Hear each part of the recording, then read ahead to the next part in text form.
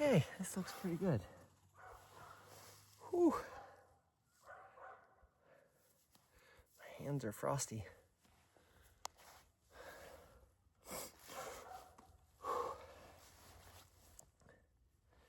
I just finished my hike, like 4.5 miles. I didn't look at the elevation gain, but I'm guessing it was about 1,200 feet. Oh, and like I mentioned before, I don't know if I'll combine the videos, but I was as high as, like, there were no tracks up there. I just kept going up, and I saw these big paw prints. Yeah, it was either a cougar or mountain lion. I'm guessing it was a mountain lion, but they were big paws. So yeah, that scared the shit out of me. So I turned around and I went back real fast. And I was sketching like everywhere, looking for more prints. I did not want to get eaten, which thank goodness I didn't. So that's cool. I had a great hike and I didn't get eaten. Such a beautiful day, but damn, it's cold. It might be 11 degrees now, something like that. So what should I talk about today? What should I journal about? Let's talk about generational trauma. And I'm not going to pretend to be an expert on this, but I've done a fair amount of research. So like I probably know more than most people, because I don't think most people even know what they've never heard those words together, generational trauma. And I've had to do some like real soul searching to figure out, like, how did I get this way? How did I shut down so hard and disappear from the world for like 4 or 5 years? Because it doesn't seem normal, but I don't know. I mean, it happens all the time. You just don't hear about it very often, because I'm sure most people don't talk about it. Here I am. I'm going to talk about it because I'm not afraid. I think it's really helping me heal, first of all. So I can appreciate that. I like healing and I like fast movement. I don't want to be stuck like this forever. And I'm still getting triggered every once in a while, and that sucks, but I'm getting so much better. And when it happens, I'm addressing it immediately and fixing the problem and regulating my body and all that stuff. But back to generational trauma. So I've had to figure out, like, how did I get to the place where I did, where like I didn't want to live anymore? And through my research, where it started, where my brain started, at least, was toxic shame. And just the voice inside my head and how hard it was on me. And then I'm like, why? Why did that happen? Why did it get so strong? And I looked at my history, I looked at my family's history, and going back to when I was 13, I was a very angry boy, very, very angry, and I've told this story. But I got in like 13 fights and got kicked out of 7th grade. Yep, that happened to me.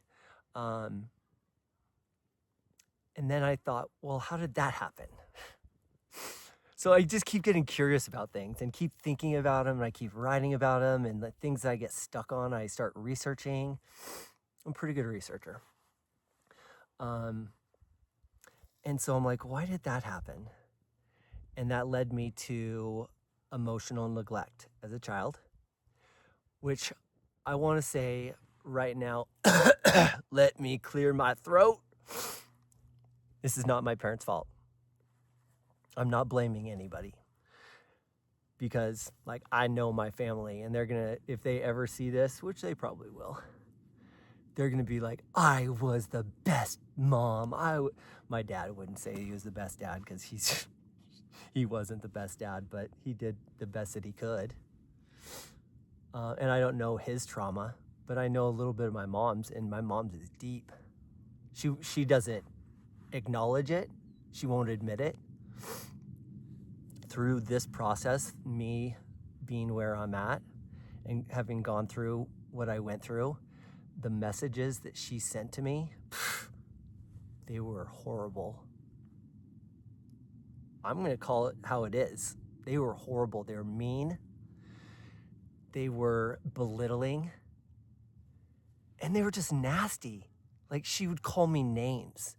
And I'm not even going to get into that right now. Okay. But I don't blame her for being the way that she is. I mean, I think that she could do a better job at controlling how she acts and what the words that she uses, especially to somebody that's like in such a dark place. Like, I didn't pretend like the world was great. Like, I knew I was fucked up. Let's get real. I knew it. But the things that she said and the way that she made me feel, and I started to realize, okay, now I'm getting somewhere. Now I think I'm starting to understand, like, why I'm so hard on myself. Because this was my childhood. Like, I never had a safe place to go. My dad, to this day, 2 days ago, or was it yesterday, he snaps and he shuts down and he yells at me, like, immediately. And now I'm to the point where I like recognize it and I go, well, I'm not engaging. I just turn around and I walk away. Just walk away. In the past, I would have yelled back, and my heart rate gets racing really fast, and it all just happens so fast. But that's when I'm getting triggered. That's my trigger. Somebody attacks me, like, I get triggered and I attack back, or at least I used to. But I was born in 1975. So I was raised in the 80s, and the world was much smaller back then. Like, I remember the first computer that I ever saw and the first game I ever played on a computer. And I played Atari and the first Nintendo, Mike Tyson Punch-Out. And yes, I could beat Mike Tyson. I was good. And I could also conquer Mario Brothers. And listen to this. This was probably like 6-7 years ago. I think I got my kids this thing, and it was Super Mario Brothers. You attach it to your TV. And I started playing it. I remembered everything. Your brain is so funny. Oh, it's so funny that way. But I grew up in the 80s. Like, the world was small. My mom, she worked her ass off. She was really good. She owned a women's retail store, started in Boise and eventually owned 3 stores in Portland, Oregon. And she did really well. She worked hard. And I know she did it for her kids. The reality is that I was the oldest of 5, a blended family. So we were like the Brady Bunch. I had 2 stepsisters. I had a sister that was born when I was 16. And I had my brother. And I was like 7 when my parents got divorced. And so I was going back and forth. And I was like, that's when I really started just watching TV a lot. Like, I'd watch TV all night long. I'd go to my dad's and I would watch TV. I'd watch HBO all night long. And the movies in the 80s, they were raunchy. So I learned very quickly, like, just life, and not from the right teachers. And my parents weren't around. I don't remember my dad until I started playing baseball. I think I was probably 9, somewhere around there. And he coached me all growing up. But he was never dad. He was just more my coach. He didn't really teach me anything. He'd go hunting and he'd go by himself with all of his buddies, and he took me fishing. So I do appreciate that because I love fishing. I love fishing. But I grew up in that era, and I was alone a lot. I had a lot of responsibility put on me. A lot was expected of me. At a super young age, I went to a private Catholic school all the way across town, and I would have to take the public bus. I'd take my brother to the bus stop, get on the public bus, go downtown, transfer buses, get on the next bus, and then go to school, and then walk the rest of the way to school. And I don't know how old I was, 9, 10. So this is like not a dig on them at all. That was the world I grew up in. It's just the reality. But through that, I experienced a lot of emotional neglect. And my mom and my dad are not safe places to open up to emotionally, especially if it goes against what they think. Because what they think is right. My dad actually said this 2 days ago. He said when he was triggered and he was being his dysfunctional self, he said, my way or the highway, just like that, and didn't say any other words. He said, you don't have to like it, my way or the highway, and just quit talking. This is what I deal with. And so at a very early age, I learned that it was not safe to express emotions. And I'm learning at 50 that I'm a very emotional motherfucker. Like, I just have deep emotions. I feel emotions deeply. I feel other people's emotions. I take their emotions on to myself. And that's hard, especially when their emotions are just fucked up. That's hard. Now I'm learning to manage it and not do that, not take other people's emotions on, because like I have enough of my own shit right now. And I'm trying to figure out my shit and be the healthiest version I can be for my kids. And it's a process. It's a process. So my mom, she was raised by my nana, my Greek nana. And I love my nana. She was the most selfish person I probably ever met in my life. She was fun, she was colorful, she was loud, she was boisterous. She was crazy. Crazy in a good way and crazy in a bad way. Just my opinion. But she was, my nana, this is my understanding. I don't know the whole story. Her mom left her at a very young age, and her father was Greek. He owned a restaurant, so he was a restaurant owner, and I'm sure he was very busy. And Greek men do not raise Greek daughters, I guess. And so I don't know where she went. I swear I heard somewhere along the line that she was raised like in a Greek convent or something, seriously. But it was probably something like that. Her dad probably didn't have much to do with her. She felt abandoned.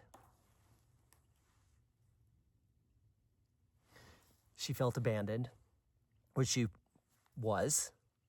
And I don't know who raised her, but whoever did, like, they probably did the best that they could. But the reality is, like, her mom left, I think left, and left her with her dad, who didn't want her. And then when my nana had kids, and she had 3, she was not a good mom. Remember when I said that she was, like, the most selfish person I know? Yeah. And she didn't handle conflict well. She was mean. She was mean to her kids. Not all the time, I'm sure. Like, they had good times too. But I've heard a lot of stories, and they're not good. My mom likes to tell stories, and her stories about her mom are not good. Until she was on her deathbed, and then she was her best friend. Don't ask me. I'm not even going there, but I think that one's weird. Because I don't forget this shit.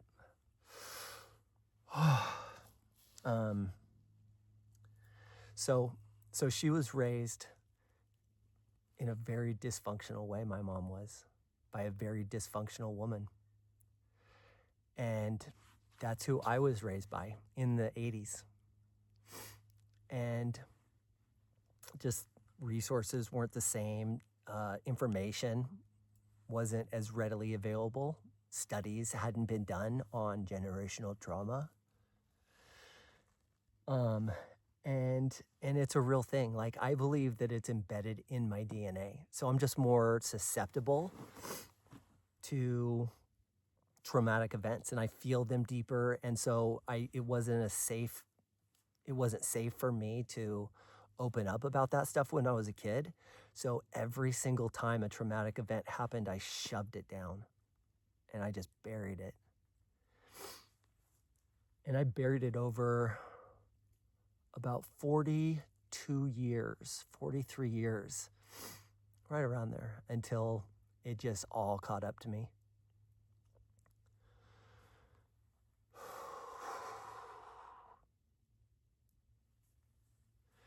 And it sucked. Like, business deal gone bad. Actually, the 2006 crash, that was an early one. That was very traumatic for me. It hurt. And it took 7 years for me to dig out of it. It took 7 years. And probably 4 of those years were like lean. Like, I had to borrow money many times. Felt shame about that. Felt shame about everything. So all the shame added up, and I just buried it, because I had 3 kids. I had to kick ass and take names, and I'm an ass kicker. I am. And so I kicked ass the best way that I knew how at that time, and I worked hard, and I was in real estate, and it was up and down, and it took me. I started in 99. In new home sales, I was really good. And I always made money in new home sales. But once I was on my own and I had to figure my shit out on my own, it took me time. Because it's just different. They're like, you have to focus on different things, and lead generation, and like the way I wanted to build a business in my mind. It took me time. So 99 through 2001, I was in new home sales through 2005, market crash 2006, and it was in 2011. So 6 years when I figured it out. Like, all the pieces came together. I kept learning, kept growing, kept learning, kept growing, and all the pieces came together. And that year in 2011, I sold 27 houses, and then the next year 45, and then 75, and then 145. And I don't say that to pat myself on the back, but it was hard. It was a lot of freaking work, and I worked my ass off. I'd go eat dinner at home with the kids and my wife, and I'd go back to work until 11 o'clock at night, especially in the early days, because I had to do all the paperwork too, and I was selling a lot of houses. I was busy. I felt good. But during that period, because I was working a lot, my marriage sucked. But it had sucked way before that. It sucked since 2005, 2006, since the recession. It just never recovered from there, and she emotionally detached, and I was never emotionally available to begin with, because generational trauma. And I bury my emotions because they're not safe, and they weren't safe with her either. Like, I've never felt safe in a relationship. I don't think ever, but that's probably on me. I mean, it has to be on both. I don't want to take ownership of everything, because that's just not fair to me. But a lot of it was me. I can own that.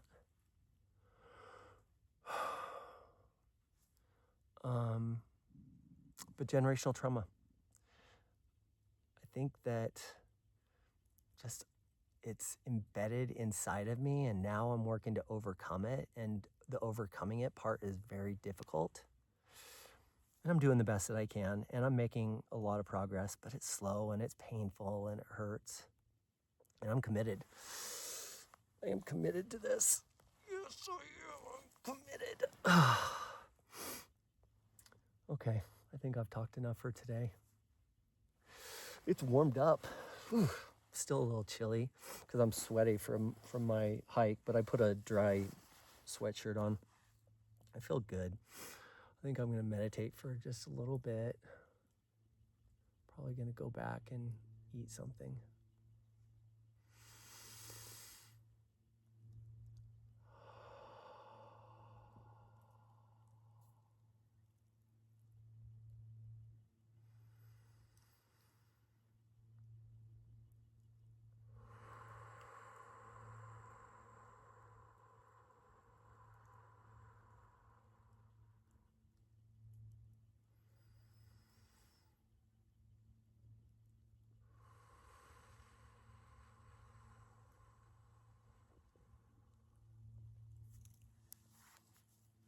All the work that I've been doing A lot of it's somatic work, breath work, meditation, journaling.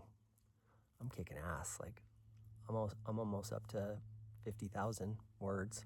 I've never counted my words before, ever. But it's in my journal, and it just shows me that, like, I feel like I'm doing what I need to do, because it's helping me. It's helping me process like all this stuff, going back and just keep being curious and digging and asking more questions and figuring more stuff out. And I think the healthier I get, the more I do that. But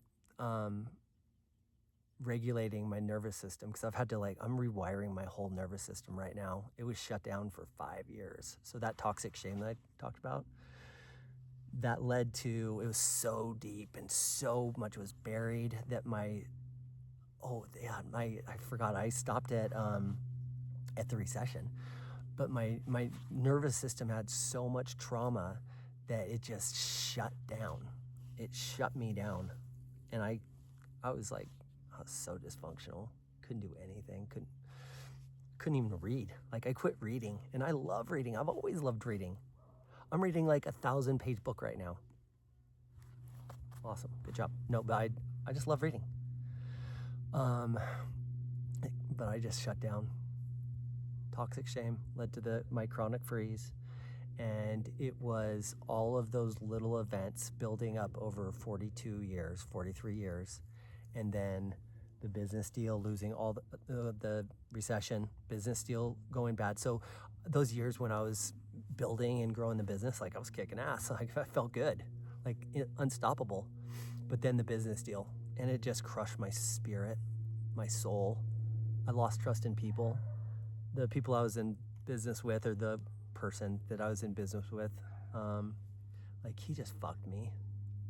And I couldn't do anything because they were a big company and had big lawyers and had an airtight contract. I looked over the contract with the lawyer, and he's like, "There's nothing you can do. It would have to be arbitrated in Maryland and shit." So I completely lost trust in people. And that's probably the point where I really started to shut down. It was then, and then right after my son, cancer, ALS, my mother-in-law. So dealing with that for 3 years, 2.5, 3 years. Coming out of that, COVID, divorce, closed my business, shut the fuck down, buried myself in an ice cave, deep ice cave. And here I am in another ice cave now, just still cold, but I'm in the sunshine and I'm feeling better every day. I feel good. Past 2 days I haven't felt great, but I'm gonna have those days. I recognize that. And I keep doing the things, even though I have bad days, I keep doing the things I need to do, and I feel better than I would have otherwise. I might have been down for a week, but instead it took me 1 day, 2 days. I'm getting cold. So, damn it, I hope this helps you. I don't want this to be some sob story, because I don't look at it that way. I look at it like a big freaking life lesson.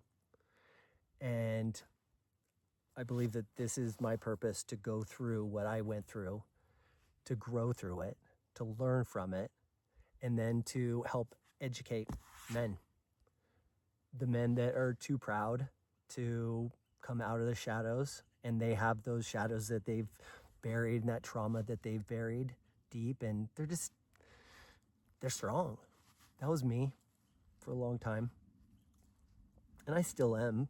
Maybe it's a different kind of strong though. My strength is being open and just available and caring. Oh, that's so beautiful. Look at the ducks just right on the water and the mountains. Damn, that was pretty. I appreciate those moments, those little moments. But I can guarantee that there are a lot of men out there. They're going through the exact same thing I went through, and they don't know what the answers are. And they probably feel hopeless. And like there is just nothing that they can do. They're so bad and such pieces of shit and so fucked up. I mean, because that's what I thought. That they're just hopeless. And that's where I ended up. And if I can help people, I don't know, just create awareness, understand a little bit more, name some of the things that they're going through, because there is an answer. I'm not going to pretend to know all the answers right now, but I'm working on it. I'm figuring them out, and I have a heart to help. So hopefully that happens.